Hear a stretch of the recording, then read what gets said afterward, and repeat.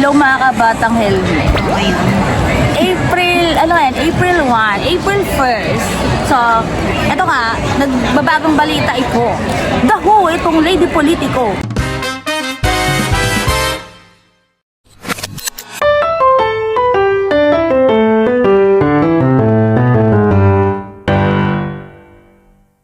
Ayan no, ayan yung post oh. The Who yung Lady Politico na yan na pinalayas daw or pinalabas videographer dito sa luncheon or lunch date with the Torres. Pero kung makapansin nyo, sino lang ba yung mga nagsalita during sa araw ng Davao? Maganda ba yun? Ha? Maganda. Basta alam ko may letter A yan sa pangalan. Ang tanong, nakasama ko ba yan? Oh, di ba? Sa lahat ng mga nakasama natin. Kung nakasama mo, edi maganda yan. Alam ko sa Mayor Lenny lang naman ang maganda sa mga kasi yung si Atty. Claire, si Prof. Celo Magno, yan yung mga magaganda talaga nakasama natin. Pero, Bishop Kapar, eto, totoong sang yan. Ako may kamukha yan. Oo, si Elena. Kung sino man nakakilala po kay Elena.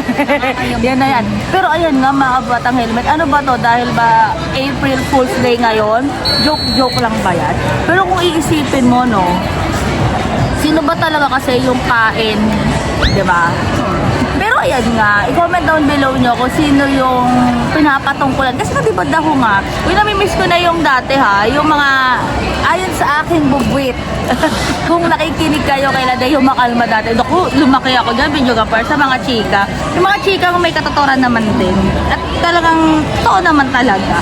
Pero ayan nga, i-comment nyo dyan mga batang helmet kung sino yung Lady Politico na yan na pinalabas niya. So parang ang pinalabas na lang din ay meron daw separate room na may lamesa naman sa kabila. Pero bakit kasi hindi siya belong dun sa group?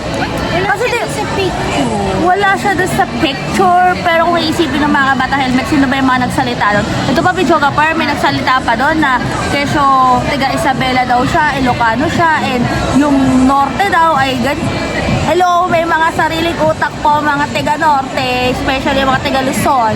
Bumoboto kami ayon sa aming paninindigan at sa aming prinsipyo at konsensya. At kahit kailan, hindi kami boboto ng mga JK, diba? Hindi kami buboboto ng dahil lang sa pangalan o sa pamilya.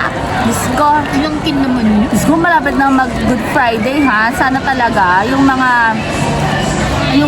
bulahang propeta dyan, may pako kayo sana sa kaloka kayo. Pero yung naman, dahil nag-comment na kung sino yan.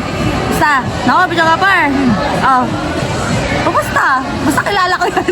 Pangit yan. Mukha ni Hindi, na. O basta, see you later.